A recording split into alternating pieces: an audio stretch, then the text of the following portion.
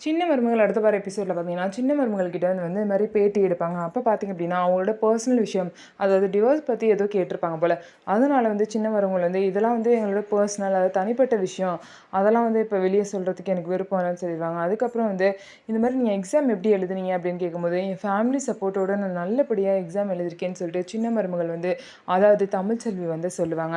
அதுக்கப்புறம் எக்ஸாம்லாம் முடிஞ்சிருச்சா அப்படின்னு சொல்லிட்டு ராஜாங்கம் கேட்கும்போது, எக்ஸாம் முடிஞ்சிருச்சு, ஆனால் 3 நாள் கிளப் இருக்குன்னு சொல்லவும், உடனே பாட்டி வந்து, "நீலாம் அங்கே வர வேணாம்ப்பா, நான் சேதுபதிய வச்சு நாங்கலாம் கூட்டிட்டு போய்க்கிறோம். அங்கே வேற தங்கணுங்கிறாங்க, அதெல்லாம் நாங்க பார்த்துக்குறோம்னு" சொல்லிட்டு பாட்டி சொல்றாங்க.